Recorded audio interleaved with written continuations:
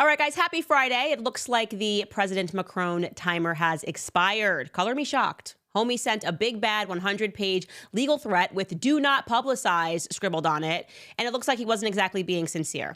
Plus, in the event that you missed my Instagram series yesterday, I got a major scoop on the Justin Baldoni versus Blake Lively situation. There's this woman on Instagram that is calling this our Roman Empire, and it kind of is right now. Long story short, the unexpected villain in all of this is Ryan Reynolds, allegedly, and I've received more intel to that effect overnight, so I will be sharing that with you.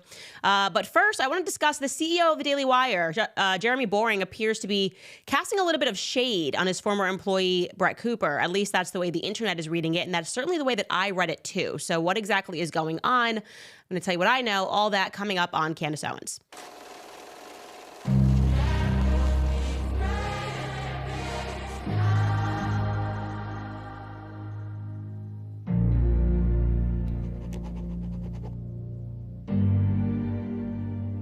All right, so people that are old and toddlers and women that are over the pregnancy 25-week mark, all savages. I'm telling you, just tell the truth all the time. That's where I'm at right now. That's what I'm feeling right now. And I want to talk about this Brett Cooper thing because it perturbed me a tiny bit. And I'm going to be very honest to you guys about my investment in this right at the top and just tell you exactly what's gone on in the background, because it's becoming pretty obvious to me that there seems to be an effort, a concerted effort to try to sort of destroy Brett Cooper's reputation before she's even begun her new independent venture. So I'll tell you who I was contacted by. Anyways, just a recap, obviously, it's all over YouTube. It's literally everywhere. It's even now on Joe Rogan. The Brett Cooper saga made its way to Joe Rogan last night. I have a clip of that for you. But we covered this at the end of last year because it was a major announcement. Brett Cooper announced that she was leaving the comment section, leaving the Daily Wire. It was a rather strained video that she gave at the end of last year. It kind of seemed like she was fighting back tears. And I basically gave my assessment. I thought the company, in my view, actually handled it as professionally as it could have plausibly been handled, given the firestorm of internet innuendo that was leading up to that moment. People suggesting that she was being pushed out, people suggesting that there were issues. They were trying to create a clone of Brett Cooper.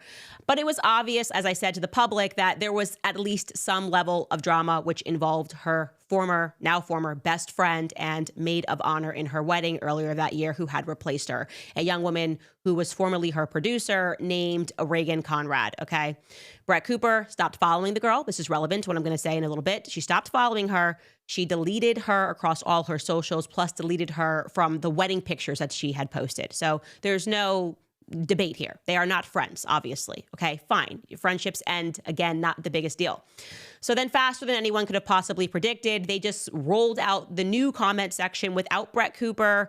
And it seemed like Reagan very much was behaving identical to Brett, and it was not good. The market just rejected the show. And I'm not talking about like, maybe give it some time and we'll warm up to it. I mean, I am talking a firm 90% viewership dip that just seems to get worse every single week. So I'm just showing you really quickly here. These were the views when Brett Cooper was the host of the comment section. You can see she was basically, I would say, averaging 500,000 views, and then she was hitting 1 million views or 2 million views on certain videos. And here are the views today. Here is the snapshot today. So, high end would be 54,000 views is the highest I can see on this screenshot. Low end, 19,000 views. That was posted 16 hours ago. So maybe we're averaging 30,000 views per an episode. Okay, that's a huge dip. As I said, market has responded, the market has answered, the market has said no. And not everything that you put out as a company works out. And that's just a true thing. You take a lot of risk, and sometimes that risk does not pay off.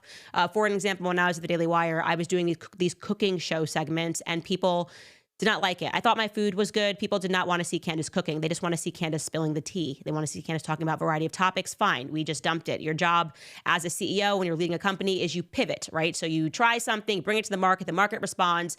You either expand it because you got it right, or you shut it down when you get it wrong. More than anything in a leadership position, your role is to simply adapt to the market, okay? Not to blame the market and tell the market that it's wrong, just to simply adapt.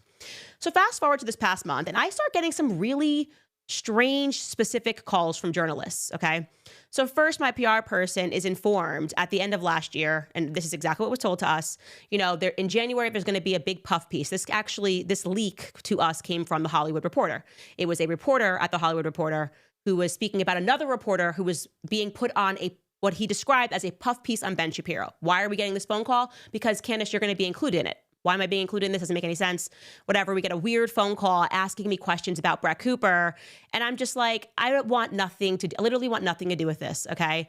So on January 13th, they ran this article, Hollywood Reporter, how Ben Shapiro conquered the MAGAverse. Okay. All right, Seth Abramovich. Okay. But buried in this article, first, of course, mandatory paragraph, stab at Candace Owens. She's Hitler, Adolf Hitler, second coming of. And then suddenly like a little dig on Brett Cooper, kind of trying to maybe throw a little mud. Now, this came from the reporter, but he wrote, conservative social media users theorized that Cooper's Israel-Hamas opinions got her fired.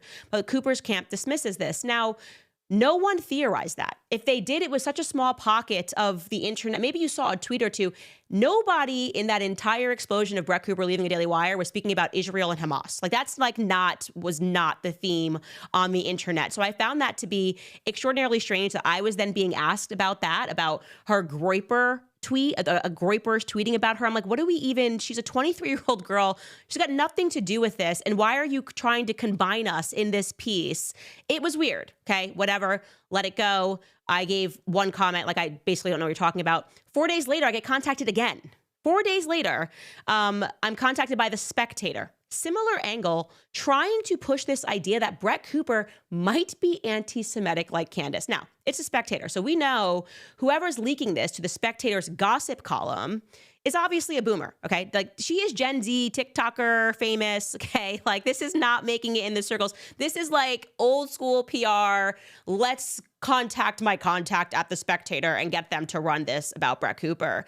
And I refused to participate in this because it's just so grimy to me to have a girl whose life is just beginning. She just got married. She's 23 years old. No matter what happened, okay, let her move on in her life. Why are we trying to throw dirt on her name for something that we know is so objectively not true? Here is the title of the article that's just talking about how like in your face this was. It was entitled, "What's Going On Between Brett Cooper and Candace Owens?" The answer's nothing.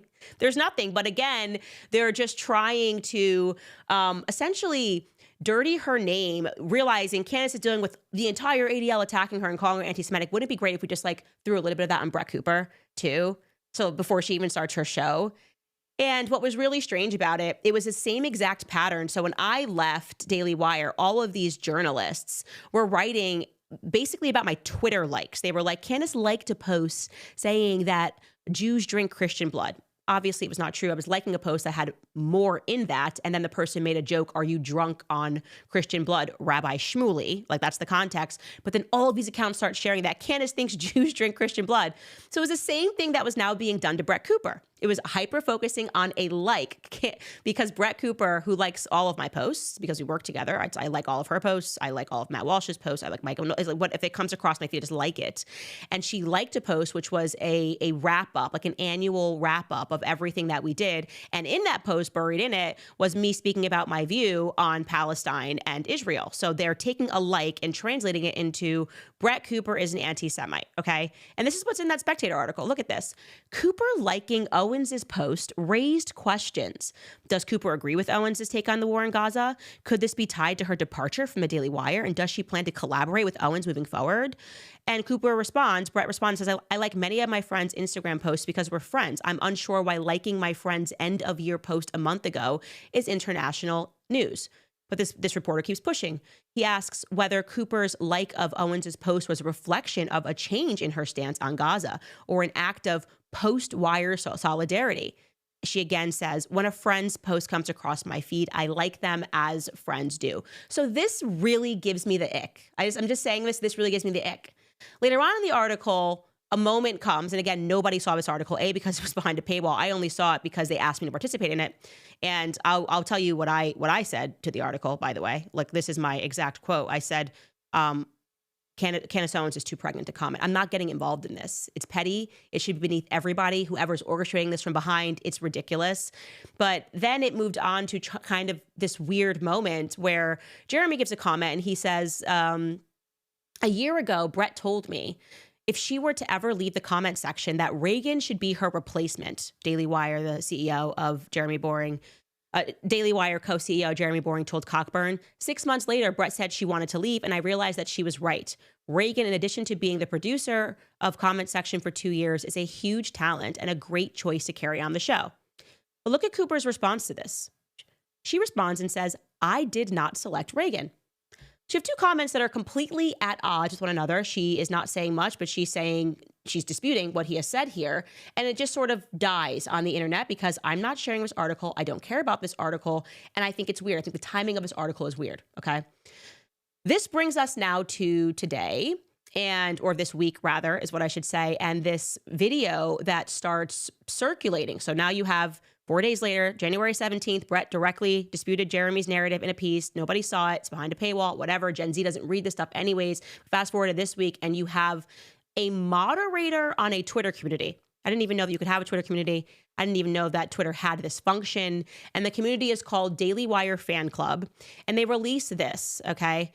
It is extremely upsetting and distressing that Brett Cooper can't be bothered to defend Reagan Conrad, especially since Brett recommended her as a replacement for the host of the comment section to Jeremy Boring.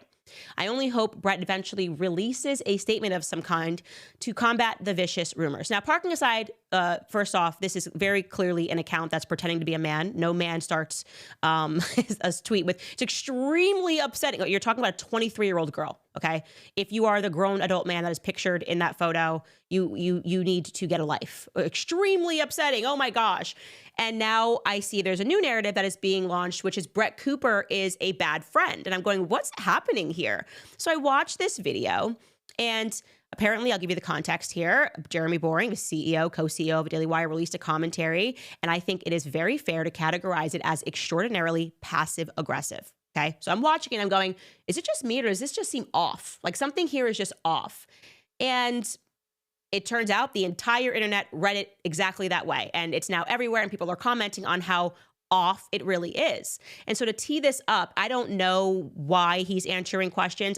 This could be, we used to do this thing like you get to ask us questions, but it's usually for the host. I don't know the context of whether this is an all access live, but somebody asked him a question about mean comments and mean feedback that Reagan Conrad was getting on her show. And, the show is not taking off, sort of a thing. So he answers it, and I'm paraphrasing here, by saying, well, actually, he explicitly says Reagan is amazing. And also the comment section was not Brett's. Essentially, we created the show at the Daily Wire. Brett is tremendously talented. He says she's talented. She's great. She made the show her own, but also it was successful because of our marketing department, essentially. Like, it's not just Brett's, it's ours. And by the way, Reagan produced the show and also helped to write it. Okay. So I'm now going to cut to this YouTuber named The Quartering, who goes through what it is exactly that Jeremy says in this video so that you can just assess. Like, I think honestly, The Quartering, every thought that I had in my brain watching it, he kind of just said it. Here you go. Here's the first thing. What Reagan hasn't done is taking acting classes to be more like Brett Cooper. That is just completely absurd. And it's hurt my feelings a little bit that Brett hasn't done more to defend her friend. Whoa. So now, guy worth $100 million with $1 billion company is saying that Brett Cooper hurt his feelings because she hasn't defended Reagan, who is not Jeremy Boring, is not related to Jeremy Boring, has nothing to do with Jeremy. Why is his feelings hurt? He's like trying to guilt her into making some sort of statement promoting her old show, which she has absolutely no obligation to do. And also, they're not friends. And so the language of making it seem like they are presently friends, and you would therefore be, I know, the whole world knows that they're not friends. So why would you be hurt by someone not promoting a show of their former friend? And also, I'm going to ask the question, can she even speak out about this? Because it certainly doesn't look like it. And, NDAs are industry standard. So that also is another question. Then there kind of gets to this portion where he's speaking about acting classes, and I will just let Quartering take this part away as well. Reagan's enormously talented. She's been an enormous part of building the comments section for the last 2 years. And I've never sent her to an acting lesson. She's never asked me to send her to an acting lesson. I've never asked her to do anything to be more like Brett. If anything, we've told her make the show as much your own as you can while maintaining the format. But she is like Brett because they are friends and collaborators, have been collaborators on the show. It's actually ironic because I did send Brett to various kinds of lessons as a performer. Oh, shade? Shade? Uh-oh. Performer, not acting lessons. Brett's a terrific actress and always, the entire time I've known her, she has been, as will be evident when you see the Pendragon cycle. But I did send her to dancing lessons and singing lessons in preparation for her role as Snow White. I sent her to dialogue coaching sessions to help her with her role in the Pendragon cycle, and that's good. That's like... I feel like this is kind of a backhanded compliment. He's basically saying like, well, I had to do all this stuff for Brett Cooper, but he's like couching it by, it's like a compliment sandwich. He's saying, oh yeah, she's just so great. Well, I did send her to dancing lessons, vocal lessons, dialogue lessons, this lesson, that lesson. So real. But she's fantastic. This is classic passive-aggressive compliment sandwich boss talk. That's how I read it. It just felt very backhanded, and I'm not sure why. I don't know why this is happening right now, why people can't just move on and have an amicable split, or if it's not amicable, just move on. Like, again, she's 23 years old. And once again, in that statement, he says friends. They're friends. That's why they act alike. They are not friends. He knows they're not friends. Everyone knows they're not friends. So what is the purpose of answering a question and saying something? Maybe here, let me be charitable. Maybe he truly is the only person in the world who does not know that the two of these girls had a tremendous falling out that the entire internet reported on due to her taking over the show. Like, maybe he's the only person who does not know that Brett unfollowed Reagan and deleted all. Maybe he's the only guy and he's really just being like, wow, I think they're still friends right now. Maybe that is true. But I don't think that's true. I think he knows they're not friends, and he's saying this in a way that I just can't comprehend what is the actual purpose of this. And it does feel like a backhanded compliment towards a 23-year-old girl. And then he sort of gets into like why the audience doesn't accept Reagan, like why the show is failing. And here's what he had to say. And the audience, whenever Reagan would guest host the comment section, the audience loved her. The comments were almost universally positive. In fact, many of the things that they're now criticizing her for in the comments were the things that they liked most about her. Well, that's because she wasn't replacing her then. She was simply filling in. I do like this guy's like very common sense. Like everyone, yeah, it's a little different if I'm like, hey, Brett's going to fill in for me. And I was like, oh my God, great. I love to see that they're friends. And then like afterwards, you're like, just kidding. Brett was pretending to be her friend and she stabbed Candace in the throat. And now she's got her job. Like there's obviously a difference in how the audience is going to receive that. There's an emotional understanding here that I think is perhaps being missed. But now it sort of becomes like the audience fault. And this is how he concludes that thought about the audience suddenly not liking this show anymore. When they didn't know that Brett was leaving the show. And for that reason, I know that most of these attacks on Reagan are completely unfair. They're completely disingenuous. People aren't really raising these criticisms. They're either helping to craft or buying into a narrative which has been crafted by people who want the Daily Wire to fail and want Reagan to fail in the role. And both will be disappointed because Reagan will not fail in this role. And the Daily Wire will not fail. We continue to grow and we continue to succeed, and business is hard, and we'll go through you're always going to go through a little bit of a downturn in audience after a very popular host leaves a show. So to me, this is a tremendous lowering of the office of the CEO. It seems like he's engaging in high school drama and theatrics and doing it in a way in which he's trying to throw some tar on Brett Cooper's name, but simultaneously saying to the audience, like, accusing them of wanting to see the Daily Wire fail. It's like, no, they just don't like the show, man. Like it's that easy. They don't like the new host of the show. It doesn't mean nobody's rooting against. I've never even heard or met this girl, Reagan Conrad. I just don't think the audience likes the show. I think they appreciated Brett in that role. And I don't think you can just blame the markets and say, well, you're going to see, like, we are going to be successful. Like, there seems to be this like underlying anger and upset there that the audience doesn't like it. It's literally, we saw this meme circulating on the internet. It's this meme for the comment section. Jeremy Boring shoots the comment section with Brett Cooper, then turns around and goes, how could Brett Cooper do this? How could she do this to us? It's okay, totally fine. And if you think, or if you constantly see yourself as like the victim of this, as opposed to just taking it on the chin and saying, they don't like this, let me create something else, it's not going to change. You know what I mean? It's not going to change. And the comments section pertaining to Jeremy's comments on the comment section reveal that. These are just, by the way, the top posts in order under the Quarterings video. This is not interrupted whatsoever. So the guy who made her sign an NDA wants her to speak about something she probably isn't even allowed to speak about. Oh yeah, I'm sure that's not entrapment or anything like that. These people are vile. Are they trying to destroy their company and credibility? Because that's what it looks like. Next person. None of that explains why Brett unfollowed Reagan and Jeremy on all social media and why she deleted the maid of honor photos. Like, no one's being fooled by this. He's upset that the comment section was a cash cow with Brett and he didn't realize how much value she was actually worth. The only reason the DW didn't start an entirely new channel for Reagan was that they didn't want to throw away the 4.7 million subs and start over. It was purely out of greed and a numbers decision, in my opinion. I think Jeremy is confusing his feelings with his wallet, since Reagan barely draws 10% of the views that Brett did. A good CEO doesn't go around talking about his feelings. Why does he publicly call out Brett? Can he not just call her up and explain the problem and ask her to say something? This attempt at public shaming to force her is disgusting. Jeremy Boring 100% tells his employees that we're a family here right before he throws them under the bus that Ben is driving. The fact that Brett hasn't said anything and that she unfollowed Reagan on social media along with everything else tells me that there were definitely hurt feelings. Last three here. When you quit a job, it's not your job to get involved in the former employer's issues. That's correct. Jeremy Boring once again attacking ex-staff while holding them to strict NDAs. It shows you who he is.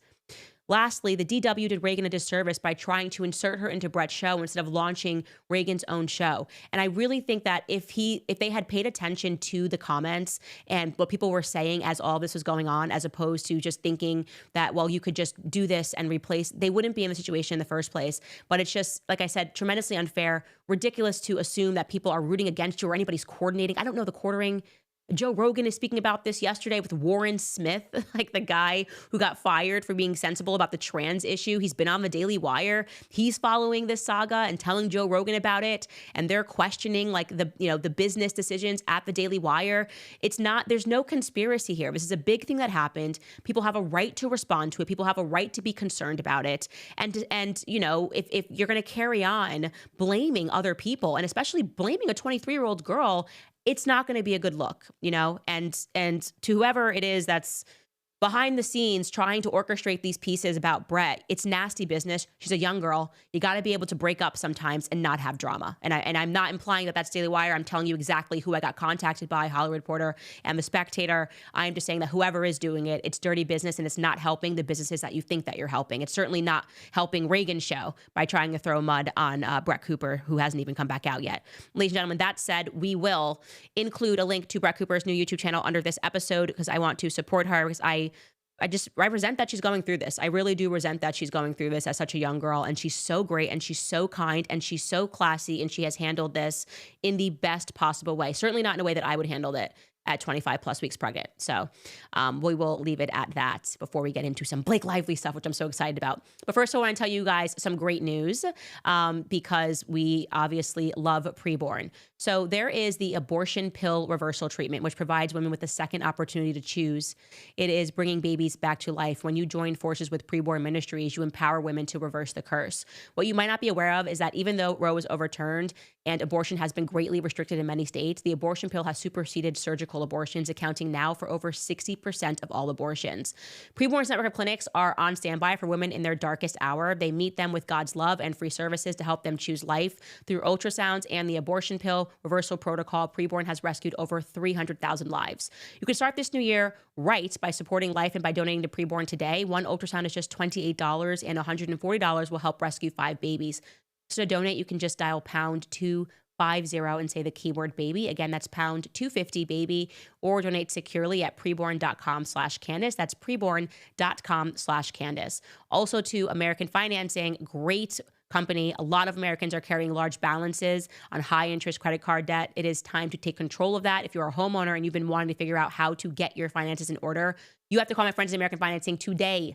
American Financing salary-based mortgage consultants are helping homeowners just like you tap into their home's equity to get out of high-interest debt. They are saving their average customer $800 a month. All it takes is a 10-minute, no-cost, no-obligation phone call to find out how much you could be saving. And if you start today, you may not even have to make the next 2 months' mortgage payments. So call American Financing today at 800-795-1210. Again, that's 800-795-1210, or you can visit them on the web at americanfinancing.net/Owens. Again, that's americanfinancing.net/Owens. Okay.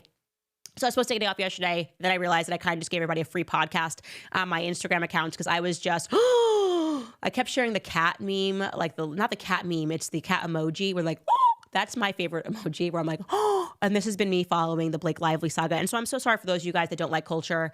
My show is just a mix of everything. I'm into politics. I'm into culture. One day we're doing a deep dive on Kamala Harris. Next week we'll be into Emmanuel Macron. But I gotta this Justin Baldoni, Blake Lively thing is seizing me. And so a woman said today on Instagram, it is our Roman Empire. And this is it. It's our Roman Empire right now. So forgive me. I think I said 2 days ago I wasn't going to cover this again, but then I got intel. It was me. I got amazing intel. Okay. So first, let's cut to this headline, this little update in the Daily Mail. And the Daily Mail is saying that Ryan Reynolds is in a desperate bid to save his image amid his wife's Blake Lively's $400 million legal battle with Justin Baldoni. So he is now concerned. And buried in this article, it tells us that insiders claim, ready, that it was Reynolds who pushed for the shock request for a gag order, because they just now are requesting a gag order. And this is a desperate bid to stave off any disruption to all of his upcoming projects and the staff at his company, because he runs a company called Maximum Effort Productions, and for the sake of his wife's well-being. Well, isn't that timely? The quotation given to the Daily Mail was, Ryan was a driving force in requesting a gag order for Justin's attorney. The insider told DailyMail.com exclusively. Ryan's production company has a lot of projects in the works right now, and Ryan would be devastated if this impacted these, as it is unfair to his coworkers and the people who work at his company. Okay, Ryan. We're starting to see you for who you are. Rather hilariously, apparently there was some medium who went on a show, I should have dug up the clip for you guys to watch, and predicted the day before yesterday that this entire Blake Lively thing was going to shift around, and it was going to be about Ryan Reynolds. It was going to be bad for Ryan Reynolds. She told this to Drew Pinsky, and I did not know this. And when I got my tip yesterday, I just started sharing it because I was going, this is the only thing that makes sense. The person who wrote to me said that they worked on the set of It Ends With Us, okay? And that the villain in this entire story is not Blake Lively. It's not Justin Baldoni, but it is Ryan Reynolds.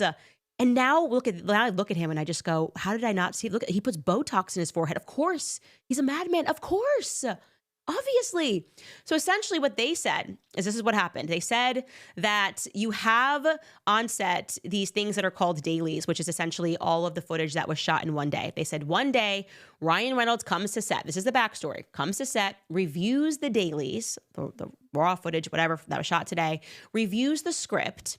And then he goes into his trailer, allegedly. Don't gag order or sue me, Ryan Reynolds. Okay, I don't want to be involved in real drama. I'm just telling my audience what I was told.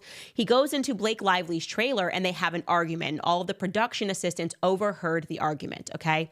Now, what was at the root of that argument? We don't know, but we can assume it had something to do with what he saw in these dailies, what he read in the script. Who even knows what led him to even visit on this day? And the person says that from that day forward, he started involving himself, that he basically became a chaperone for her on set. He was there basically every day involved in the projects, wanting to rewrite lines. And suddenly Ryan Reynolds was trying to wrangle this project from Justin Baldoni. Okay. So that is first and foremost positively fascinating, because I didn't even consider the angle that there had been some sort of a fight that took place between Blake Lively and Ryan Reynolds that switched things.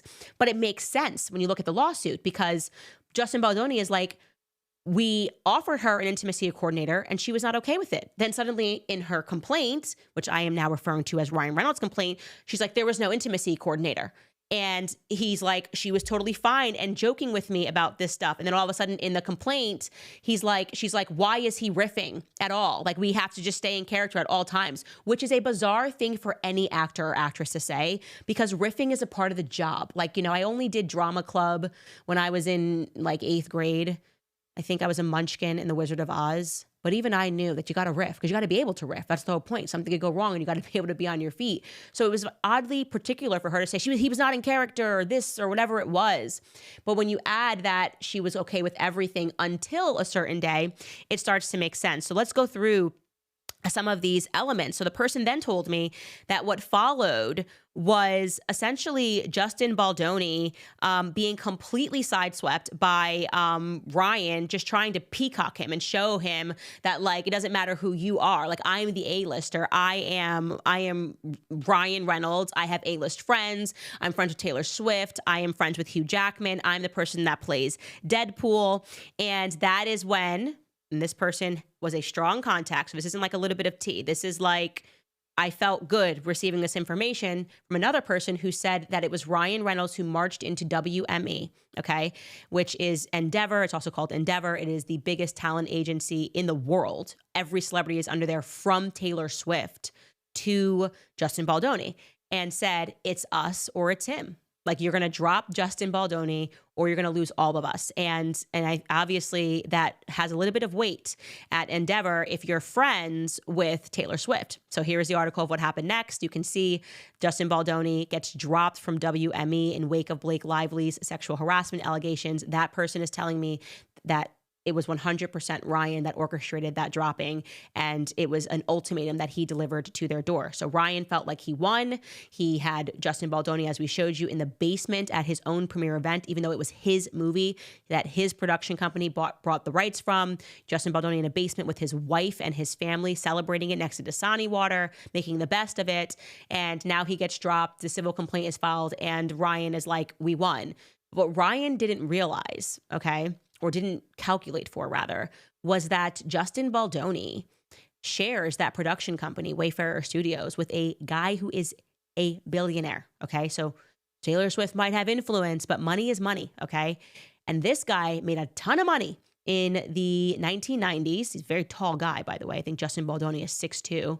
And this guy, Steven Sarosky, is basically just living out the rest of his life trying to do good things. Right? So this is an article. He lives in Chicago, and it says the city's newest billionaire doesn't plan to die one. He does not want to die a billionaire. His plan for Steve Sarowitz and his wife is to just give away $1 billion in charity during your lifetimes. That's a lot. He's so rich that his new goal is to give away $1 billion. Like, that's what we're all aspiring to. And this guy, like I said, is just Dr. Do-Good. He has no horse in this race. He wanted to establish Wayfarer Studios to do and to bring stories to life that have really good messages. And I haven't read this book, It Ends With Us, but apparently there's a really good message. And apparently what I am told is Justin Baldoni truly is kind of one of these bleeding heart libs, as is this guy, Steve Sarosky. And they just wanted to, like, do good things. And they're like true feminists, you know?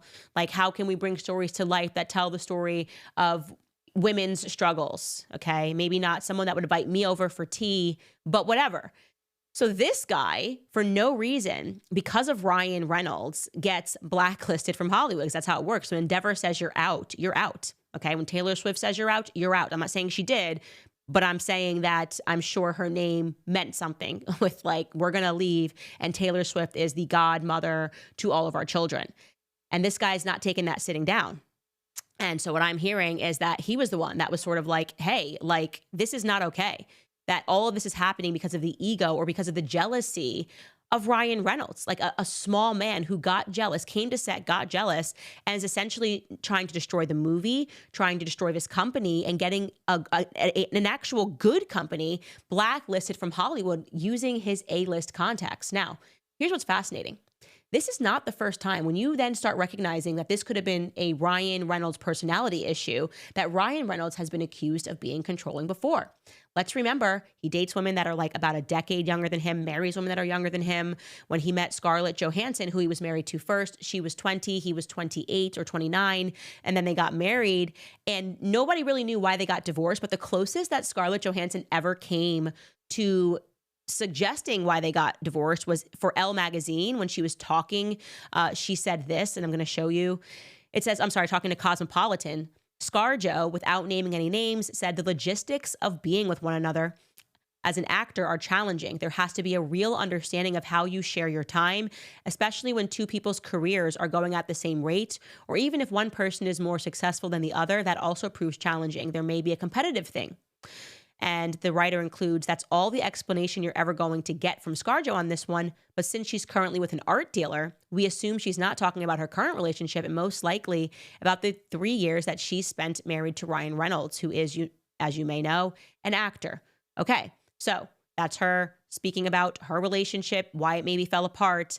And when you start to realize that all this is going on in the background with Ryan Reynolds and he's at set every day, you start realizing just how over-involved he was in a film that had nothing to do with him. So we knew that he had a blow up. They had a blow up. Ryan Reynolds allegedly screamed in Justin Baldoni's face at his apartment. Justin Baldoni said he was humiliated, that he had never been screamed at like that in his entire life. And despite this, Ryan Reynolds injected himself and brought his A-list friends in the form of Hugh Jackman, Wolverine, to set to create promos, promos for It Ends With Us. But in this promo, he's very clearly taking a jab at Justin Baldoni. Listen to what he says. Okay. Oh, God. This is cool. It's not every day the husband gets to interview his wife's love interest in a film. It's kind of crazy. I don't remember seeing this on the Let's schedule. dive in, shall we? So I saw you posing in a photo with Mrs. Reynolds, and I'm sorry, what do you call her? Do you guys have a nickname or something? Okay, no, just so it's Mrs. Okay. No. It's not every day a guy gets to interview the love interest of his best friend's wife, and the guy trying to replace Ryan as a husband, and me as his best mate. Holy s***. What the hell are you doing messing with my best buddy's wife? Sir, I have no idea what's happening at all today. So I'm starting to think, you guys, now that we know, okay, think about what he is saying there. Is somebody trying to replace my husband's, my best friend's husband's wife, right? My best friend's wife, okay? He's basically like shooting this with Brandon Sklenner, because that's not Justin Baldoni, but he knows Justin Baldoni is, probably 5 feet away. It's Justin Baldoni's film. And he's writing this script, and I don't think it's really a script. Okay, I think Ryan Reynolds is peacocking, bringing in an A-lister, saying, you can't say no to this. We're promoting your movie, and this is an A-list star that's willing to do it. But he's actually taking a stab at what likely went on behind the scenes here. Ryan felt, for whatever reason, intimidated about the relationship that maybe he thought was budding between Justin Baldoni and Blake Lively. And he's saying that in the script, and he has a distinctive pattern. Ryan Reynolds, this is his thing. He's a Taylor Swift of the movie industry. When he gets upset with somebody, he puts them into a script. And sometimes it's people that he's working with, actors on set. When he gets mad or he gets angry, he steps out of character and goes off script and uses the character to diminish the actor. How do we know this? Because TJ Miller, and they made up after this, I will say that, spoke about this on Adam Carolla's podcast. He was saying he would never work with Ryan Reynolds, basically saying he was an absolute jerk, and that they had this weird moment where Ryan Reynolds used his character Deadpool to basically strip him down in real life. Take a listen to what TJ Miller had to say. We had a really weird moment on Deadpool where he said, let's do one more take. And everyone was like, okay. And I was like, yeah, I'm fine.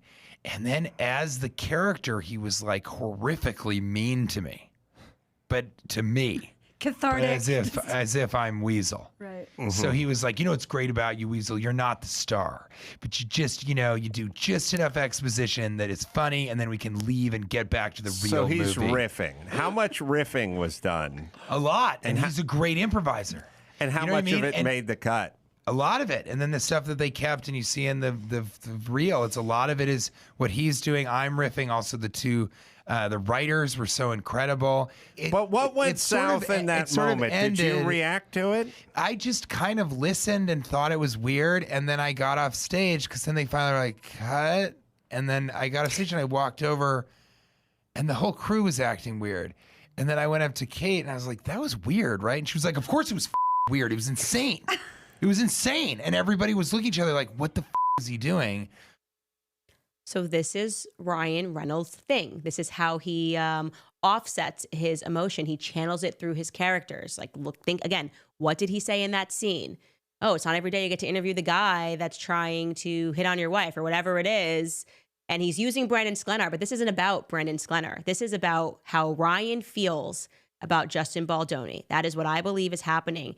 And you see this again. I know that we already showed you this, but I'm going to show you now because now that we have the context that Ryan was the one that was sent on a spiral because of something he saw potentially in the dailies. Again, this is all allegedly. Now rewatch that nice pool scene while we know in the lawsuit that he included a bit about, you know, his wife just gave birth and she was losing weight and basically making fun of the fact that Justin Baldoni is a feminist and has a feminist podcast. Now watch that nice pool scene where he decided to include a stab at Justin Baldoni. Who are you? Oh, I'm Deadpool. And I guess you're Deadpool too. But in here, everybody calls me Nice Pool. Oh my goodness, wait till you see Lady Pool. She is gorgeous. She just had a baby too and can't even tell. I don't think you're supposed to say that. That's okay. I identify as a feminist. Right. And there's more. There's a lot of stuff that didn't make the movie where he is more explicit in making fun of Justin Baldoni. People are noticing that he even did his hair like Justin Baldoni. The short hair that he has right now is not his usual hair. That was for the film. He usually has it up in a ponytail and it's long. So this was very much meant to be like, I am just now outwardly making fun of you and saying everything that I want to say while pretending that I'm in character or promoting even your own movie. And this pattern of him being controlling, even going from ScarJo, somebody mentioned to me, actually, I think it was Brett Cooper, pointed out to me, and I shared it on my stories, that the director of Deadpool, the first director of Deadpool is this guy named Tim Miller. And he stepped down from the job. And the quotation that he gave was essentially, according to him, the issue was Ryan Reynolds. He left the franchise because him and Ryan Reynolds could not get along. And he explicitly says, according to him, that Ryan Reynolds wanted to, quote unquote, control the franchise. So Ryan Reynolds has control issues, and something that happened on that set triggered him to feel that he was not in control of his relationships. Now, again, this is me speculating based off of all of the evidence and the picture that is now being painted, that basically Ryan has been on one big rant and wants to destroy Justin Baldoni. Now, I'm beginning to ask myself, because I just got contacted and I wish the show could have just been 2 hours later, but somebody else who is very connected to this, reached out and said, Candace, you're 90% there. You're just missing one thing. And I'm beginning to wonder, and listen, full speculation, no proof, for him to go that crazy, did something happen between Justin Baldoni and Blake Lively? That's my question. Did something happen between the two of them? And then he came to set, or maybe he saw, maybe it was just a text message. I'm not saying they had an affair. Maybe it was a text message. He was going through her phone, logged onto her computer to order some Uber. I don't know, or Uber Eats. He was just ordering some Chipotle and he saw a free text come in. I don't know. And he's like, you know what? Let me go check on what's going on. And then he goes and he gets the dailies and he sees a little bit too much chemistry. And he's starting to think, oh, you know what? That's kind of funny. That's how I start all my relationships. I am in movies, like I was with ScarJo, and then I start dating them and I marry them, I sleep with them. And then I did this again with Blake Lively, and she's done that too. She also has a history of dating people who she co-stars with from Gossip Girl, and he just goes crazy. And maybe he starts thinking they're having an affair or something's going on, and he just goes full bore. But there's a 10% thing that this person's legend that I'm missing, and I'm going to get it. And I will have it to you guys by Monday. I'm putting the pieces together, but something happened on set. Okay, this story is now coming into focus, and Ryan Reynolds is the one that is pushing this. Ryan Reynolds is pretending that he cares now that people riff when it's all he does on the set of Deadpool. Now he's like, stick to the script, Blake Lively, no caressing, no touching, and he's essentially using this lawsuit, or attempted to use this, not even supposed to be a lawsuit, whatever he filed in LA, the complaint that he filed, as a way to just destroy a man that he's clearly extremely jealous of. I think that is very clear. He is extremely jealous of Justin Baldoni. You do not show up on set, insert yourself. I mean, how weird. I was saying to my producer, like when we were doing documentaries, how weird if like my husband showed up and just was like, I'm rewriting the entire script and I'm going to start promoting it. That doesn't register as, that's not a secure man. That's an insecure man. That is a man that is spiraling, and it is plausible that Blake Lively was given an ultimatum, just like Endeavor allegedly was given an ultimatum, and she had to go along with this to save her marriage. She just had her 4th kid, I think, 4 kids, and, you know, your husband's going crazy. Maybe Blake Lively's like, I just got to go along with this to save my marriage. I don't know. And I'm also not trying to present her as a victim because she's played a part in this. And maybe it got out of her hands, it got out of her control. And now it's fully very much in the lawyer's control. And it is not going to end well because it's already just getting worse every single day. And my understanding is that she's not kind. She's not a kind person from insiders. She has never been particularly presented as a very kind person. But I think this rage, it seems to me, that Ryan Reynolds has been on a rage since the day that he allegedly picked up those dailies, and he has not stopped.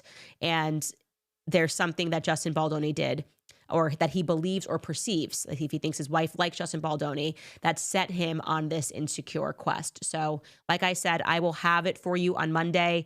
I'm fishing it out. I'm darn close. Don't send a gag order to me, Ryan Reynolds, because I'm not going to abide by it. I just feel like I just don't do it. Just don't do it, okay? Or I'll pretend I didn't get it. I'll just jump away from the server. I'll jump into a bush. So don't do that. Just leave me alone, okay? Speaking of which, speaking of servers, speaking of the people who knock on your doors and say you're being sued, you guys would be thrilled or shocked, I'm sure you're shocked, to discover that Emmanuel Macron and Mr. Macron sent me that legal letter, 100 pages of not answering any questions, but saying that like me covering the story is causing her emotional distress, but also don't publicize this.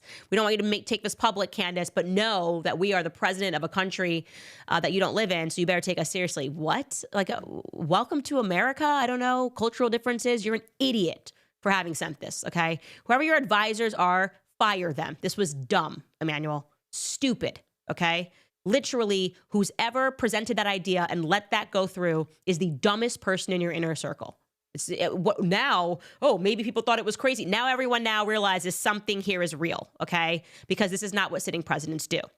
So we gave them a full week and 21 questions. Very simple questions. You can pull some of these questions up. These are majority yes or no questions that we gave them back. You know, we're not trying to lie on you. So can you answer some basic questions like, did Brigitte Macron ever use the name Veronique? That's question number 5. You might be asking, I wonder why Candace is asking that very specific question. Yeah, you're going to want to know. Can you identify each child in the Amiens family photograph and their current whereabouts? Did Brigitte Macron physically give birth to 3 children? That is if you think someone's transgender, if someone is saying that, Candace, I think you're really a man, and somebody says, I will shut down this podcast and I won't say that anymore if you answer this question, did Candace physically give birth to children? Yes, I physically gave birth. Here are the hospitals. Here are the pictures. Yes. So apologize to me publicly because they can't do that. They can't answer these questions, okay? And so I'm happy to tell you guys that beginning next Friday, I hope we make that deadline. It looks good. Looks promising. Beginning next Friday, we will begin our Brigitte Macron series. I'm happy to show this to you guys. The series will be entitled Becoming Brigitte, an investigative series by Candace Owens. Yay!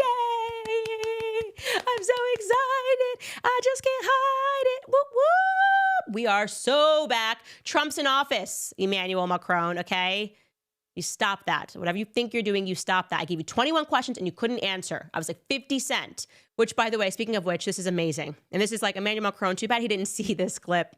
But you know, Andrew Schultz and the boys over on the Flagrant podcast, I actually don't know them. I have not met them. But somebody sent me this clip from their show recently. Basically, they're saying that if there's 2 people you don't mess around with, it's Candace Owens and 50 Cent. Okay, take a listen. 50 Cent Candace gets a hold of you. Yeah, any one of them, you're done. 50 or Candace, you don't want no problems, bro. I know Candace tweeted a little video of us saying we don't want no problems. Yeah. Just the fact that she tweeted a video of us, I was like, that was You get the notification. I It's said, done. no, no, not Candace. Nah, Candace, you gotta play around with. Don't play around with Candace. You don't play around with 50 Cent. Simple as that. That scared me, bro.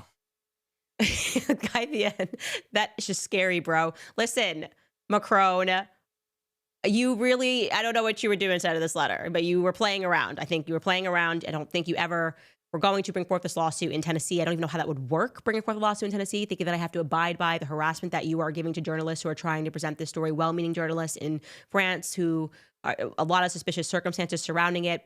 America is not France. And let me tell you, the South of America is especially not France. As I said, we don't like the kind of people who are trying to mainstream the idea that it's normal for 14-year-old boys to be macked on by their 39, 40-year-old teachers. So it's just not a thing down here.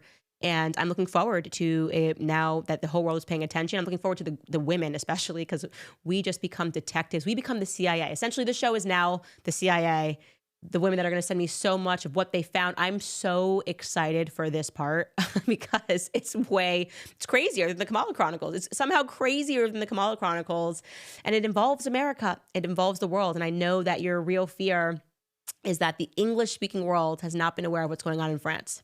And now the English-speaking world is very much going to be aware of what's going on in France, and they're going to be shocked, and how it even loops in Trump and the raid at Mar-a-Lago and the alleged files that were found on your quote-unquote sex life, as reported in The Guardian, that caused a transatlantic panic.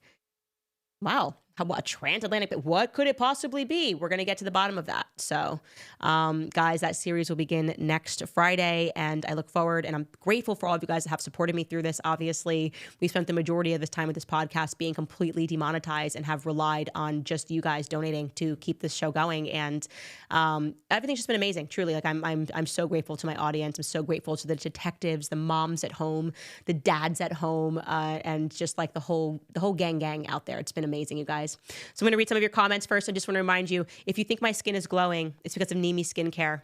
And you know that I love that product. I actually shared it on my Instagram the other day. The new year is the perfect time to refresh your routine, set new intentions, and step into a healthier, more confident you. So if you are ready to invest in self-care that truly makes a difference, then Nimi Skincare has something special to help you greet the year with glowing skin and renewed spirit.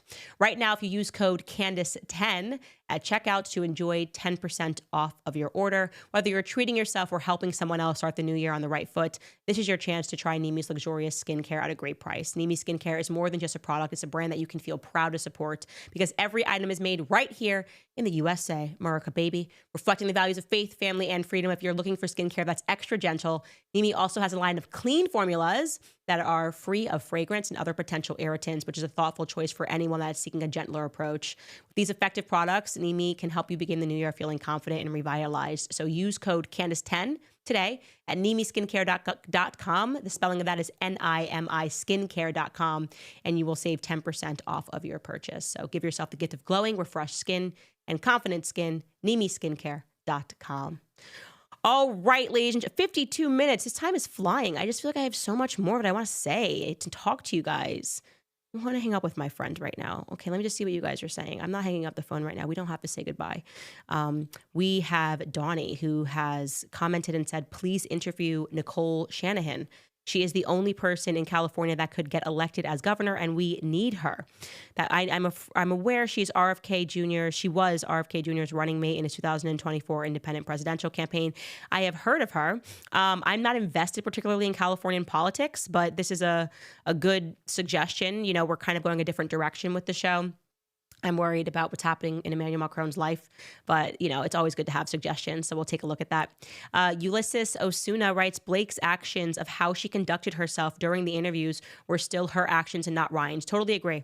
That's what started the organic smear campaign. She still hasn't owned up to anything, even if Ryan pushed for it. Totally agree, and I hope I've made that clear. Like, my understanding is that she's not a great person either. Like, she's never been particularly nice, but this entire drive to destroy Justin Baldoni is not being driven by her, allegedly. It's being very much driven by Ryan Reynolds' feelings toward Justin Baldoni. And so, like I said, I feel like I'm going to crack it, but I think something maybe happened. But to set him off that much, something must have happened, because then he even tried to buy his film, by the way, guys. Like, do we have that? Do you have that, Skylar, showing that Blake Lively's husband, Ryan Reynolds, willing to buy out Justin Baldoni from It Ends With Us? That's not normal, kids. like, hey, honey, bye, I'm going to work. Yeah, I'll be there. I'm going to put your boss in the basement, then I'll buy the whole company so that you can be in the films and I can watch you be in the films that you want to be in. Like, that's not the signs of a healthy relationship, I would say. Sister Bethy writes, Candace, I agree. Generation X is very immature. They are 50 and up competing with 30-year-olds. They're embarrassing to us all. I'm a Gen Xer, but they make us look bad. And Candace, I wish you were Trump's press secretary. Everyone would look forward to your press conferences. I know it would be so fun, but it can't happen, dude. I've made myself an enemy of AIPAC, and the rule is, it's like, you just can't work in the administration if AIPAC hates you. It doesn't work like that. And actually, I wish I could do that, but I don't actually. I love what I do here. This is so much more fun. Like, I couldn't be up on the podium being like, let me take your question, but first, have you seen the report about Justin Baldoni? Like, whoa, but did you see the video about Brett Cooper? I wouldn't be allowed to do that. And I don't want to exist anywhere where I can't be my full self. Maybe I could do that. They'd be very confused, but I probably could do that. If Joe Biden can be president, I can be a press secretary that just speaks about cultural issues. Ben Coyne writes, Candace, I appreciate how strong your faith is as a Catholic. It makes me feel more confident in my own and inspired me to participate more in the faith as well as at my local parish. So thank you. I love that, Ben. Challenge yourself to learn the Latin liturgy. That's my challenge this year. I have not learned it, but I have a missal, so it's like English and Latin, and I'm getting better. And it's a fun challenge to feel like a kid again and realize that you don't know anything. And actually, it's great to have Latin as a language. It's just like the root word there. I think it's a very good challenge that I've taken on this year, or last year rather, is when I started it. Alaska Dog Lady writes, Netflix has a Jerry Springer doc. He did an episode with actual Klansmen. When asked why he would do that as a Jew, he said, these people killed my ancestors, but I censor no one. We need that 90s energy back. Yeah, I have pulled clips of the people that Oprah interviewed. It is crazy how much we have been censored even since the 90s. You don't even realize that. Like, they were having all sorts of people challenging conversations, but I think it's growing more censorious because they're not able to control people. And so they're just kind of freaking out, like, especially all of these moves to like censor Gen Z because Gen Z is not pro-Israel, whatever. It's like crazy. And you only do that when you're losing control. Like, censorship wasn't a thing when Obama was in office. And then suddenly people demanded it when they realized, like, whoa, we didn't expect all these people to vote for Donald Trump. We were kind of telling them who to vote for, and they were doing it. So I think that's definitely one piece of it, is a lack of control, more people just waking up to what the media entity actually is, which is something that's quite evil. This person writes, regarding Blake, this would make sense because her interviews during the press for this movie almost seemed like she was trying to make it fail. Maybe she was pressured from Ryan there as well. I don't know. Obviously, Justin Baldoni did not want it to fail. I don't know that she would either, because it would be something that's on her resume. And also, if I'm correct, she was a producer on the movie. Like, she was given a producer credit. But I think they definitely wanted, or rather Ryan Reynolds wanted, Justin to fail. Martha writes, hi, Candace, when are you going to collab with House and Habit? Love you, girl. I did an interview with her, Jessica Reed. She's great. She's phenomenal. And I like her a lot. So I would love to collab with her, but I just got to have this baby first. Also, guys, reminding you, we are still selling our Standis cups, our new ones that you requested, the purple Standis cup. Everything is fake and gay because it is, and we know it. And just to be clear, YouTube, when we say gay, we are not mocking homosexuals. We are back in the 90s when we say fake and gay. It's the general climate of everything that's happening. And so next week is going to be a banger. I will have the final tea and figure out what happened that set Ryan off on set, allegedly. And we also have, again, if we can bring up that Becoming Brigitte series, which will begin on Friday. Do you think she'll send me a gag order? She did this like whole spread, by the way, yesterday in Paris Match. And it was like, Brigitte will return, you know, anybody saying anything for her, like blow for blow was the language that it was in French, obviously. And she will return blow for blow. I wasn't mentioned in the article, but I was just thinking, like, is she going to hit me? Men shouldn't hit women. That feels very wrong. Anyways, we'll see you guys on Monday.